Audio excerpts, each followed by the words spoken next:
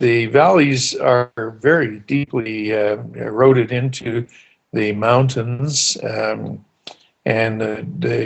on either side of the Bellacoola Valley, there are steep sets of mountains that were very important to them in their traditional histories, including one family who had brothers in canoes with their families, all of whom touched down on the peaks of this mountain when the Great Flood came.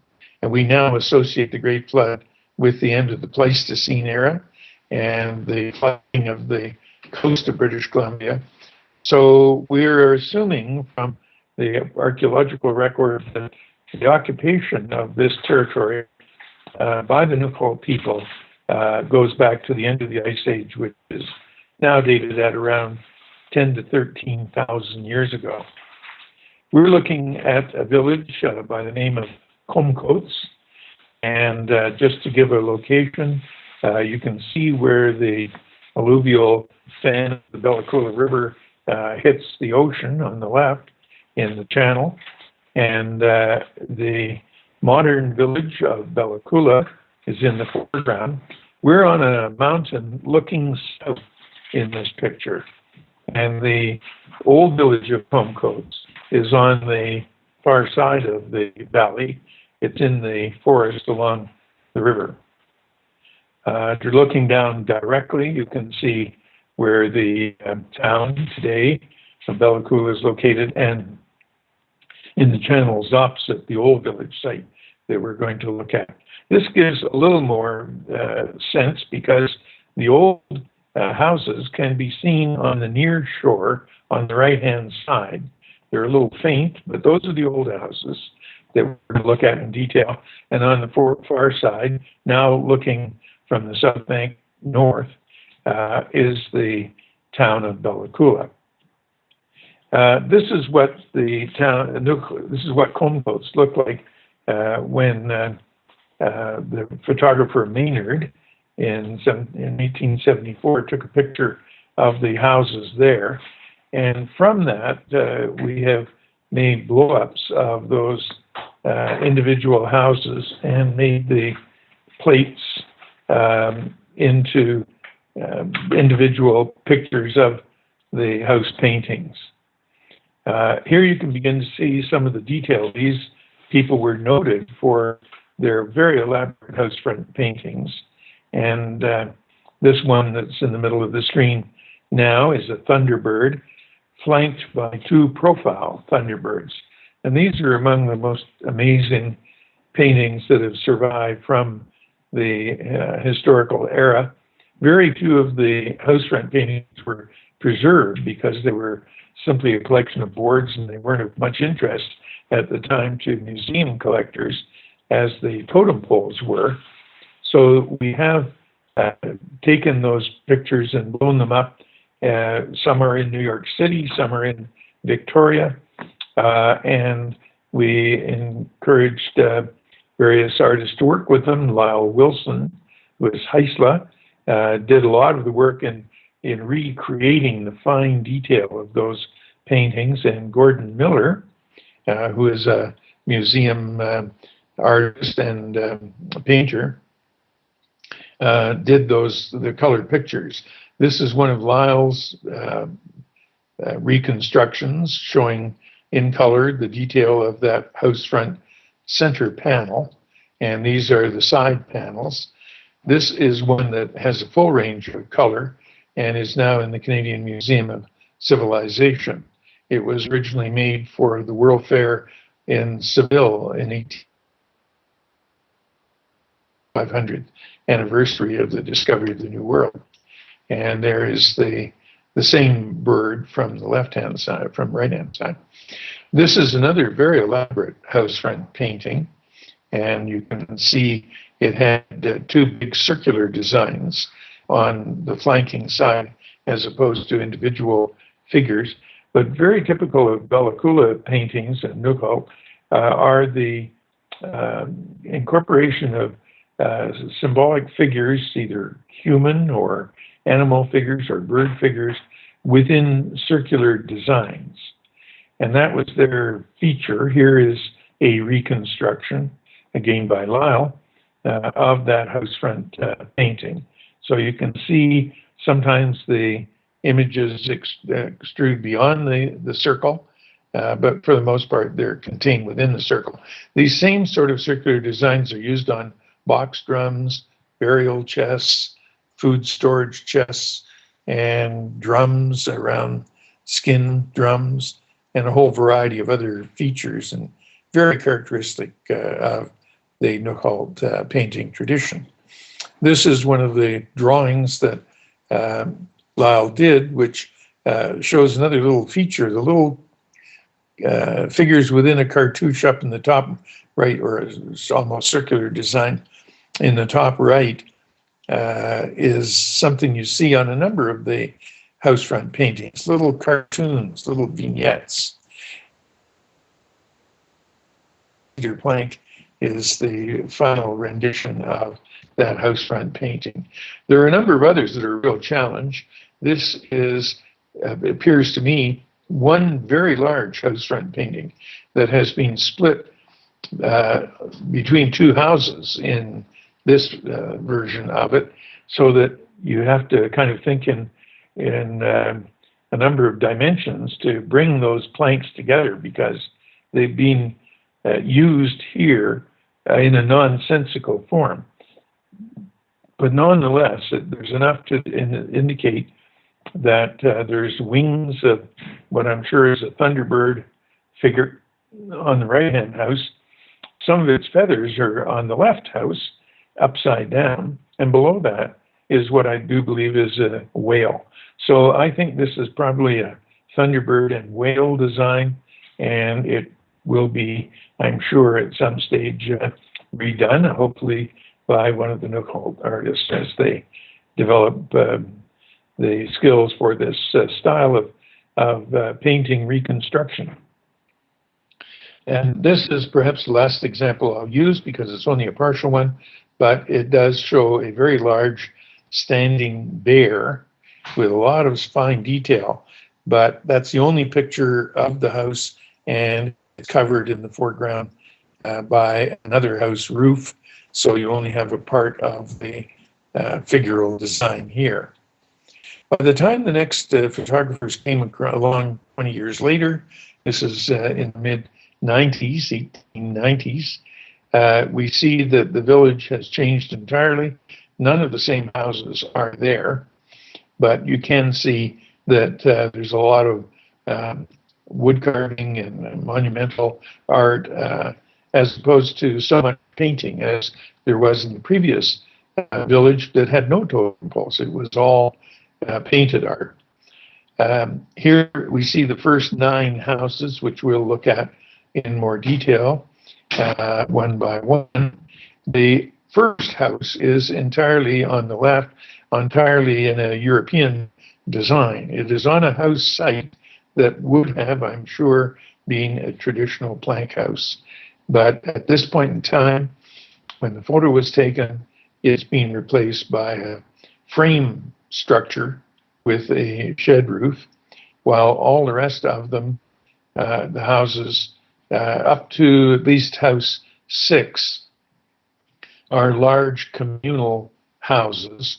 House 6, 7, 8, and 9 have modern sheds built in front of them, which are primarily for fishing gear and storage, whereas the community houses themselves, the family dwellings, are in the back, but rather obscured on the right-hand side of this photographs. Here you can see there is a house off to the left, which I'm calling number 1. Number 2 is the one with a rather ramshackle facade to it. The boards are being removed from that house. Number 3 has a figure up on the top of the gable. 4 is the house with the 5 peaks, and so on. The house that I'm talking about now is that of Chief Pootas, still a name used in the area. And Pootas's house was very elaborate, a very large structure, and originally had a Thunderbird over the gable of the house, made up of many parts. And standing in front is a pole with various figures deeply carved into the pole, with a little figure sitting on top. And again, we see this is a picture showing that that pole was in place in front of the house when the Thunderbird was still on the top.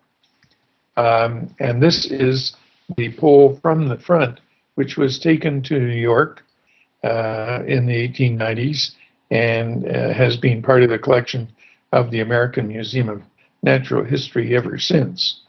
A little more detail of the deeply carved figures on this pole.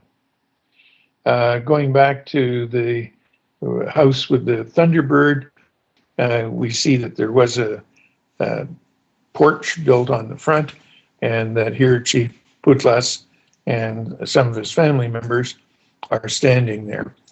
Looking at the Thunderbird, you can see how many bits and pieces of wood were assembled to make that Thunderbird over the door. So it was held in part with just rods and spruce limbs. And another group portrait of the family in front of the house. This is the figure from the top of the pole, which was a mechanical figure, and its arms would go up and down, strings inside were pulled, and that was a welcoming gesture to visitors and potlatch guests coming to feasts that Chief Pootas was holding in that house. Here you can see it from behind, that there are a series of cleats that have been fastened to the back of the pole, and anyone of the family could climb up that little ladder into a kind of crow's nest it's actually a raven nest in the back of the head of that very large raven, and they could pull the strings and welcome them or shout welcomes from the top of the pole. So that seems to be the primary function of this pole, is as part of the welcome to feasts. In time, the bird had been taken away, and some new figures were put on the front of Pootas' house. In this case, we have another human figure with arms that gesture, so you were sure to get the message that you were being welcomed to that house when all these figures their arms were flailing and they were gesturing for you to come and visit them in that house. Another very traditional entryway pole has been added to the front of the house. The bird at the bottom has a long beak, and the doorway of the house is under the beak of the bird. Looking at it from the other side, we see the entry pole. We also see the figure at the top with his arms raised, and it gives you a view down the boardwalk, which is very typical of many of these villages, that they were built so close to the edge of the shore that you needed to build an elevated boardwalk to give you easy passage up and down the main street of the village. You can also see 4 elaborate house structures on the left in this photograph, and then some of the sheds on the right that were probably extra sleeping areas plus equipment storage. And another one of the house with its figure from yet another view, showing something of the length of the house and the fact that the huge gable, which are about 4 feet wide, were single, very large planks of cedar that were put in place and actually raised above the level of the roof itself. So it was, in a sense, a kind of false front architecture.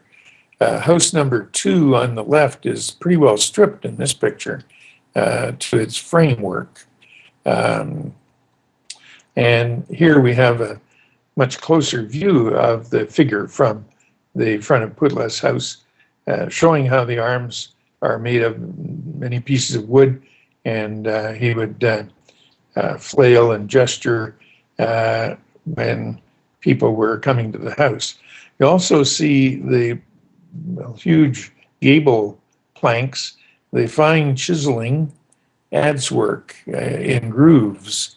This was considered a highly decorative feature of the houses, and doing that kind of work required a very skillful set of hands and sharp tools. This simply shows the drying of nets along the boardwalk, so it would be an area of activity. And here we also see there are a lot of props. Hard to explain why. I think perhaps rather than props to hold up the houses, they were masts and other poles that were in use and simply leaned against the house fronts. Chief Clelan is the owner of the next house, and it was extraordinary. I mentioned that it had representations of the 5 peaks of the mountains where the ancestral 5 brothers tied their canoes after the Great Flood. So it's the picture in the middle here. It has a lot of iconography on the front. It has 3 human figures attached to the front of the house. Above that, there are bands of blue and white paint on the gables. And there are figures of deer and wolves. And this represents the foothills of the mountains with the deer and wolves, and then rising above that are the peaks of the mountain. So here we can see one of the mountain goats, I would imagine, with a horn in place.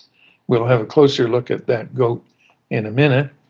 There's also a signboard there describing the house. And right in the middle, there is a sailor with a striped jersey on, long sleeve jersey, and a typical sailor's hat. And then on either side, there are additional figures that have been spiked to the wall of the house. This is the Clelan house in the middle again from the other side. House of Clelan had this figure of a sailor, or at least in sailor's costume, but also with quite a beard. And he's holding a stone pestle. And instead of just waving, when you pull strings from inside the house, the arms went up and down and pounded that pestle onto a board, which was symbolic of the fact that the owner of the quarry from which all of the stone mauls or pestles used on that part of the coast originated in that quarry. So that was a sign of ownership of resources in the valley that was celebrated there. You can see the goats up in the windows of the central peak, which is also quite a curious way of portraying them. This sign says that the Chief Clelan that did this house died in July of 1893 at 50 years of age, and that in December of 1892, he gave away, with the help of his sons, property in blankets, canoes, etc., valued at $4,000. This being his 8th large potlatch and feast that he held here. So it's quite a tribute to his largesse and potlatching activity. And you also see 3 of the 4 coppers that were used in those potlatches. One of them is missing. You can see a slight silhouette where the missing one is. So those were Clelan's coppers. He had others as well. Again, this shows the figure freshly painted with the kind of checkerboard brim on the sailor's hat. And it would be interesting to know if there was any phases of repainting of this house. I think not. I think it was done at one time and then just left to weather. Here is one of the goats. The horn is missing, but it is now in the Canadian Museum of History in the National Capital area. The peaks of the mountains, representing the 5 mountains nearby, have knobs on the top, and those were said to be the stones to which the 5 brothers anchored their canoes at the end of the Great Flood. The structure of the towers is pretty rudimentary. It's very much like Hollywood movie sets where there's very little in behind, just enough to hold them in place. But these stayed in place for at least 3 or 4 decades. Another view of this village, looking towards the houses 5 and 6, and those poles are also now in museums. Just a family view of the Pootas house. Pootas is the gentleman in the center with the watch chains and no hat, right under the figure of the sailor in the pounding maul. And pretty well, most of his family are there as well. Some good detail of the costuming of people at that time. This would have been around 1893 or 4, shortly before he died. And the pole here is Pootas' house, Clelan's house is on the left, and the next house is number 5. The interior of Clelan's house had this rather strange painting of a grizzly bear. You can see the paws of the bear are off to the sides under the large square beams, and the teeth are painted in rather menacing way, even over the doorway.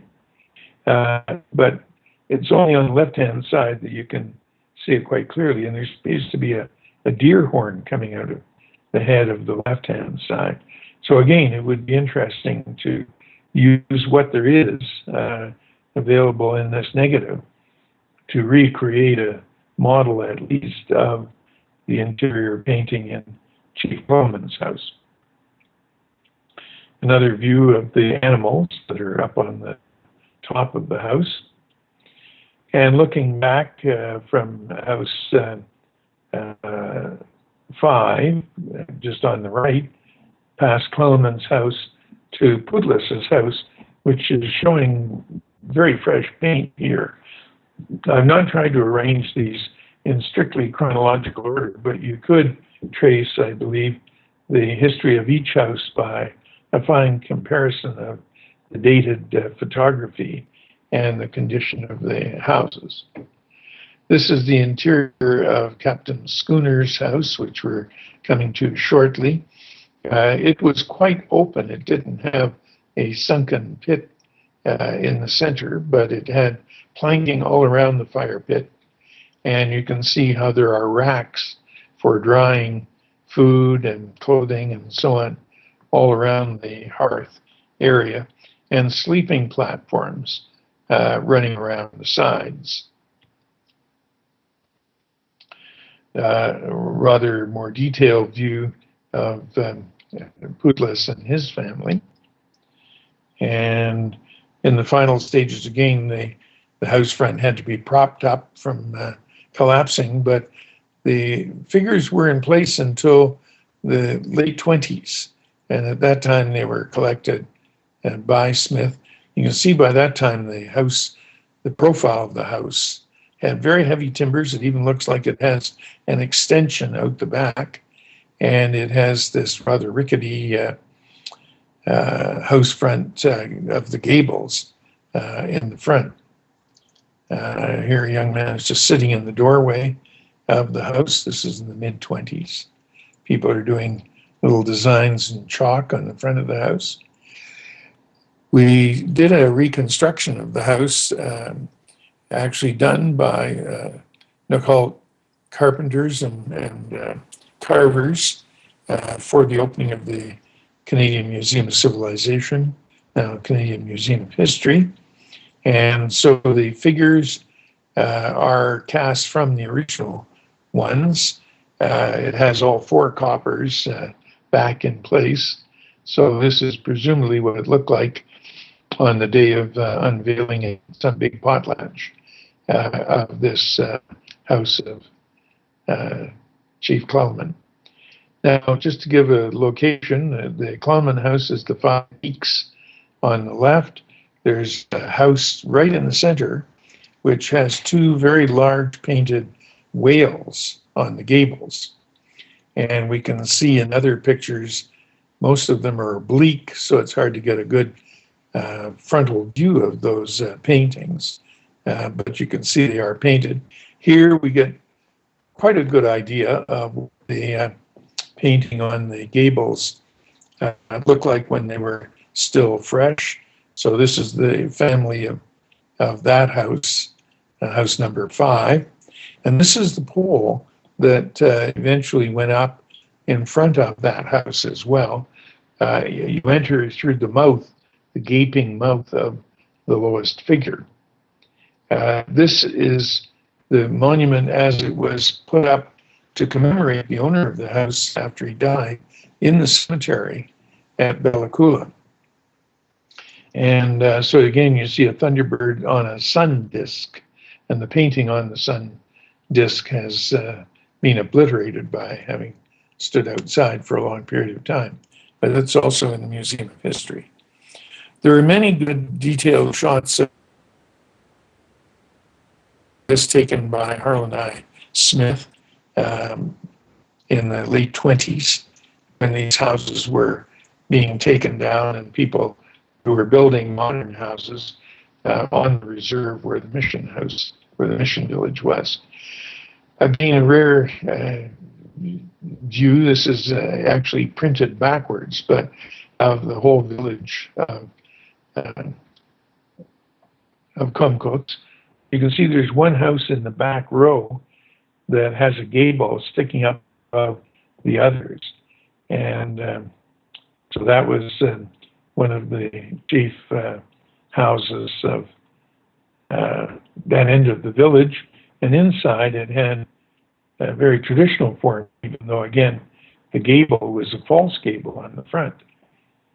And these rings, we're not sure exactly what they represent, but they're analogous to the rings on the hats of the dancing hats of the major chiefs. They were woven of basketry. Again, an idea of the structure of the houses. This is the back of the house, of Clelan's house. And this is Judas's house, which has an extension built out the back for the chief. That was often the chiefs, the very high chiefs, would have separate compartments built onto the back of their house. All the houses were elevated in the front, and so there were ladders or walkways needed. An example of one with a notched log ladder. The house next to the one with the whales, house number 6, can be seen in this somewhat blurry but perfect front-on view showing the size of the houses. This does show the combination of the painted whales and the carved pole now in the National Museum. Again, there's enough detail here to, no doubt, reconstruct much of that gable painting. And the house in the foreground with the totem pole is house number 6. Lame Charlie had a house near here, so this was one of the screens or painted boards from his house, again, now in the National Museum. And just to get a different perspective on the side of of the houses. This pole is in the museum. We have nice clear pictures of it as well. The face of Komoqua is on the top with serpent-like ears and a big octopus around its neck, very dramatic. Komoqua, of course, is the chief of the intertidal area and the seas.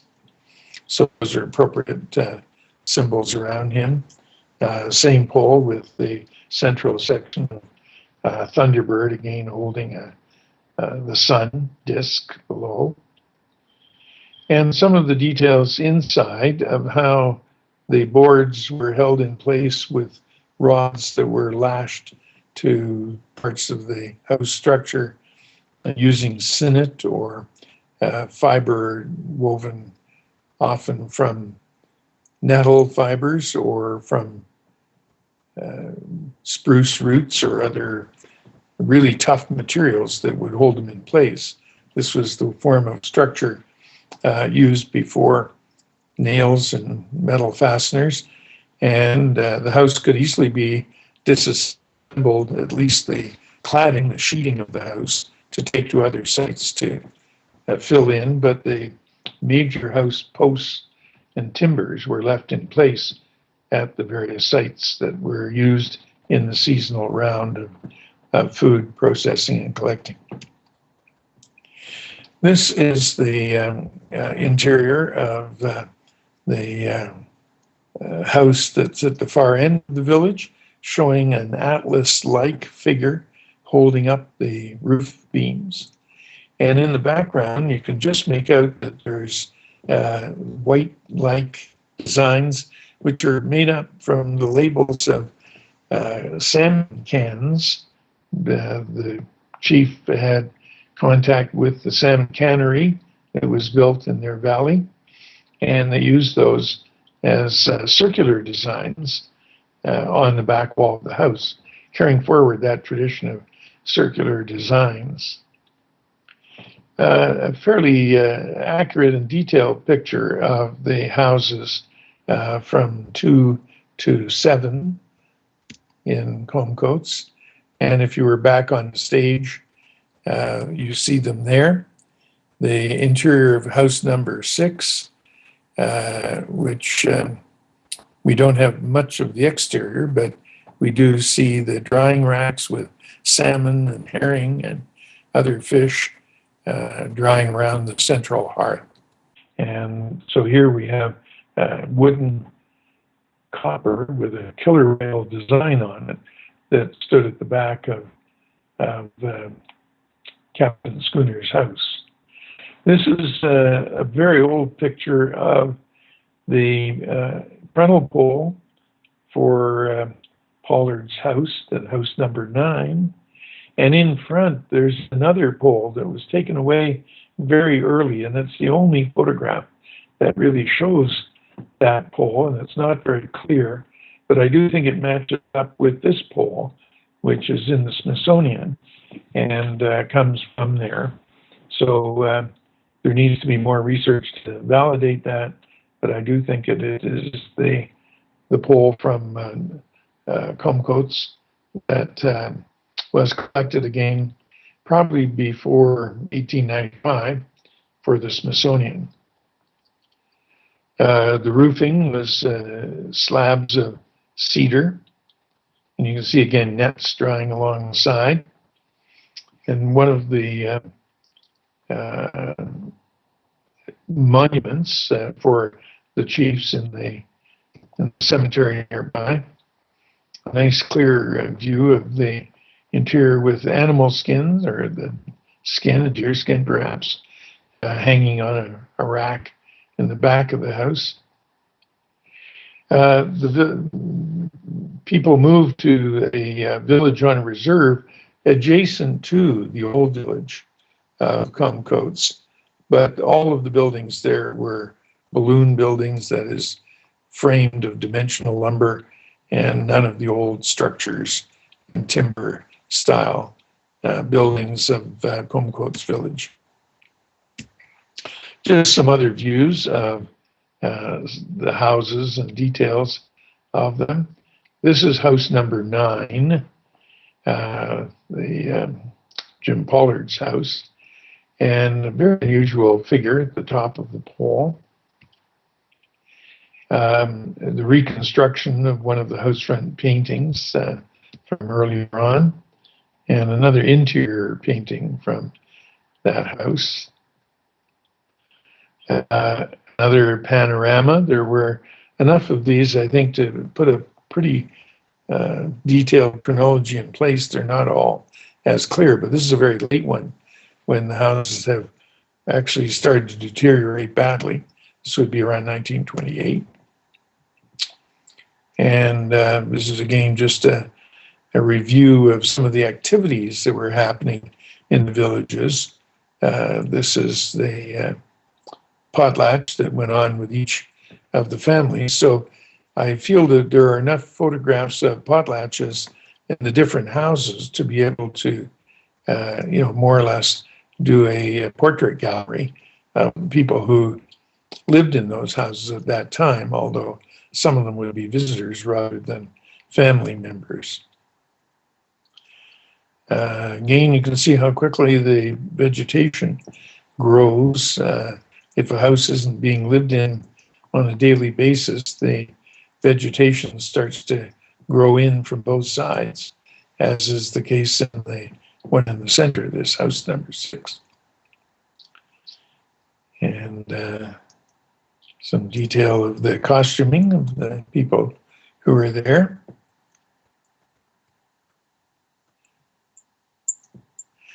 Again, a fairly clear picture of the whale on that side, plus the sort of the semi-industrial activities on the left side of the boardwalk, and you can see the boardwalk is being replaced here, and the boards are all very trim and neat.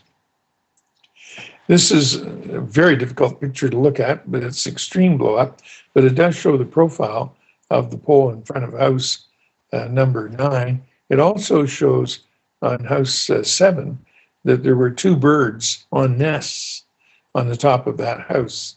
And we will look for other photographs that show that in more detail. But it was probably similar to this one, which is a pole at Kimsquit with a nest with what are like little peg-like human figures in the nest, and then the thunderbirds. That undoubtedly would have been an important crest, the thunderbirds in the nest. Fortunately, there are a number of house models of these as well. And here we have very typical of house models that were made for sale to tourists after people had begun to move out of these villages. We see that as well among the Haida, that they put everything that the house could claim into the model. And so we have here a frontal pole. We also have the painted.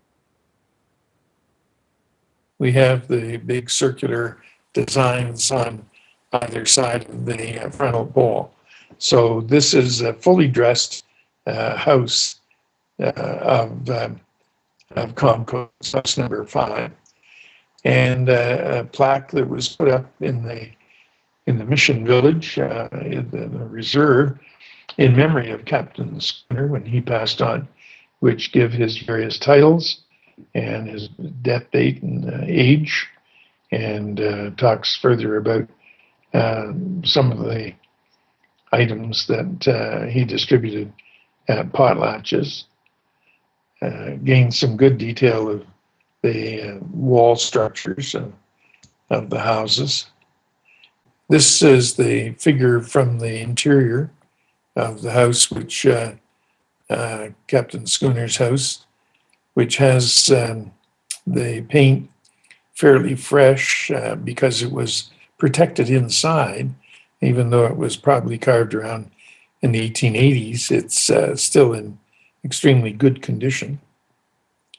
A little more detail of that pole that I mentioned is now removed and could be the one in the Smithsonian. There are a number of other posts that say they are from Comcoats. This one is in the Field Museum in Chicago, and it's certainly the appropriate style. The top of the post in the back there looks as though it was an interior post rather than just a section from an exterior frontal pole or memorial pole. Elaborate painting on them.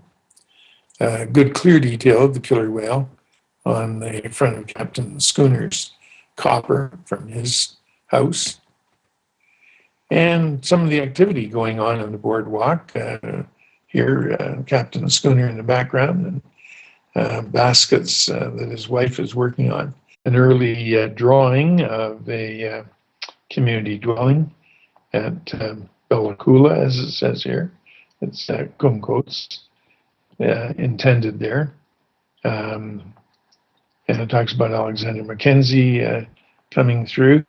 You can see how this is, again, a kind of ideal rendering of it, but that there are partitions, compartments down either side of the hearth area. So there are 8 sleeping compartments for 8 families, plus the chief's quarters in the back. Slaves, of course, would just go wherever they were assigned, either to guard the door or down to keep the fire going. A house like this would normally hold about 40 people. And it looks like pretty well the whole family's out on the porch, although this probably does include visitors as well. This is damaged negative. You can see the photographer has attempted to patch it in the middle with just putting ink over the torn area of the neg, but it does give you a very good idea of the unique and complex carvings of some of these Nuxalk poles. Another view of that single narrow standing pole from the Smithsonian. And there are quite a number of other figures. This one is noted from Comquats, but it's now in the Field Museum, very large, perhaps 8 feet high or so. And this one is even much taller than that, probably 15 feet high. From the Chicago World Fair in 1893, it was taken from Comquats to the World Fair and is now in the Field Museum in Chicago. The monuments in the cemetery carry on that carving tradition. Here, a special variety of thunderbird or ho-ho bird, fabulous big-beaked cannibal bird, and on its head it has the grave box of a chief, and the bones of that chief would be inside that grave box. This is in the contemporary, in the what would be more the mission village, adjacent to the old style plank house village. And the cemetery was more or less in between. Here is a memorial plaque to one of the chiefs with the bear design, the whole design taken from the front of his house or his ancestor's house, no doubt. And still another one where that circular design or tondo motif is of a human figure is then added to the grave of the chief when they died. Other individual carvings in the cemeteries, crests and other figures. Very nice little carving on the right, could be a child with a bird on its head and a killer whale cane on the left. Post, similar to one that stood in the village with a bird on top, and with coppers or wooden versions of coppers nailed to the side. Or this canoe on a grave with figures inside the canoe, a sort of spirit canoe concept. Extremely handsome carving of a thunderbird from on top of a stone column that was in the cemetery at Bellacoola. Same kind of carving went on to the canoes. So you can see this deep, deep carving and quite exaggerated facial features. A thunderbird once more on the prow of a canoe. And these were canoes used particularly for hooligan fishing, flat bottom canoes. This is the reserve village on the same side as the old plank house village and opposite the modern village of Bella Coola, which you can see in the far distance. Everyone pitching in to be part of the hooligan fishing, and again putting the nets in place along the river. Open work baskets that would drain clams, and that they've got hooligan in the canoe here as well. So they're using the baskets for that as well as clams. Two thunderbirds that are perched on the top of a house in the more modern mission community. And a board that is similar to the gable paintings, but it's not the same one, but very large plank paintings used in ceremonies. This could be a salmon as opposed to a whale. Some commentary on the people who were invited to Germany by Philip Jacobson, one of the early collectors, and one of the ones responsible for a lot of the very best and most interesting occult artworks ending up in Berlin and Hamburg and centers in Germany. And it's fortunate that these were not destroyed during the Second World War, that they all seem to have survived. But you can see the dancers took with them a lot of regalia, the chokat blankets and the cannibal bird figures.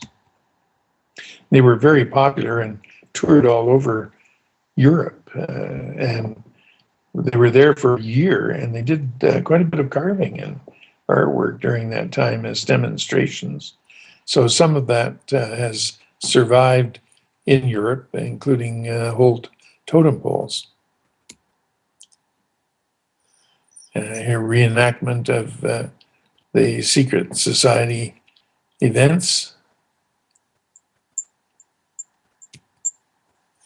Some fabulous head masks and devices with these twirling features to them, which is a characteristic of the occult dancing regalia. Here you can see a totem pole on the left, and I suspect that's one of the ones that they carved while they were in Europe. And they did take some wood with them for carving, but most of the poles apparently were made from local timber. So they're very unlike the red cedar poles of the coast, perhaps more like the yellow cedar poles you occasionally encounter. And the circular rattles. This could be one of the poles that they made. It's in the Denmark Museum in Copenhagen. It's certainly in their characteristic style, but maybe of a wood that's not typical for carving totem poles. Many pictures were taken of ceremonial events subsequent to that. So we have here a young man with a bear costume, but also holding a skull, all part of the secret society events. Around between the wars, or towards the end of the Second World War, regalia of this sort was still in use in the village.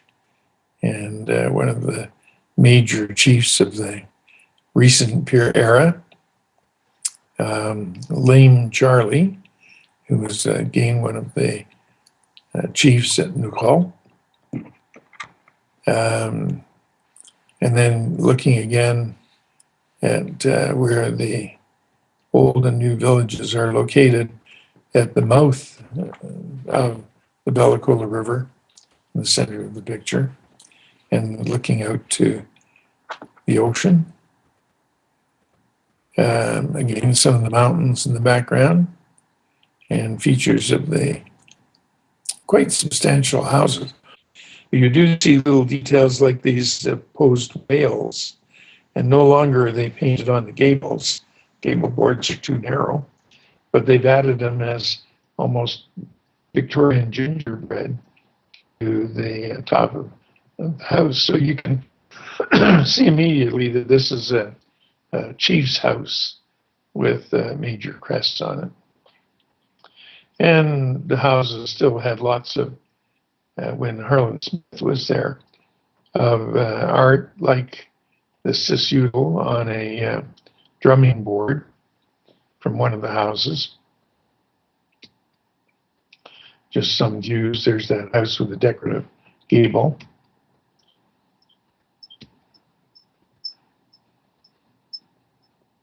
So looking now at some of the revival that has gone on, this one has been up for almost 50 years now, and is very close to the typical houses that we called.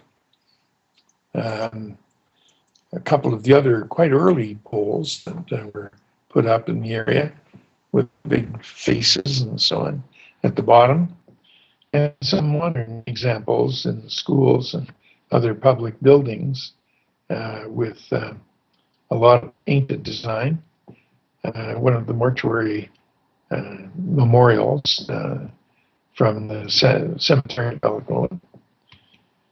And the school with the circular designs carrying that forward.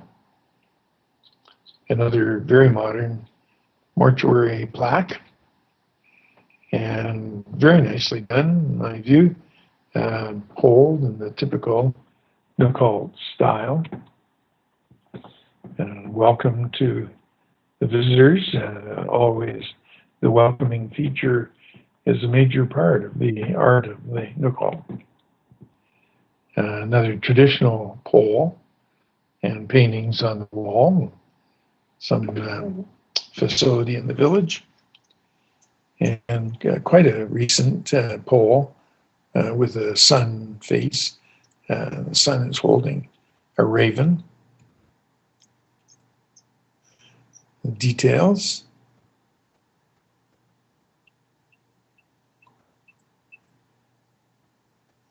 So the art has come back, but a lot of the smaller pieces are still in museum collections worldwide, and there are some really wonderful, wonderful masks and pieces.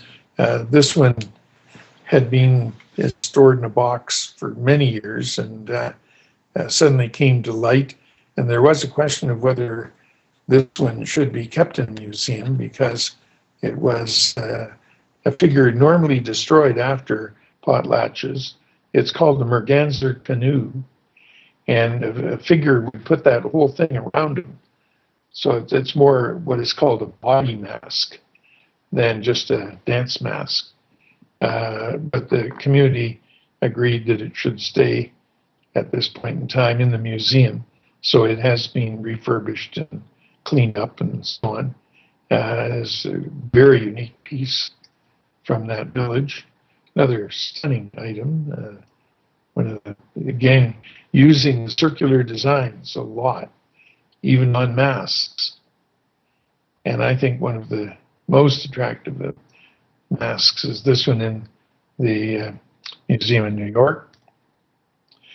And finally, a vast amount of art that is on the rocks in the Balacola Valley. And there are probably many, many more to record. Harlan Smith recorded hundreds of them, and the people have been doing that ever since. So they're very distinctive, very clearly marked, and again test the presence of Balacola artists in the valley for many thousands of years.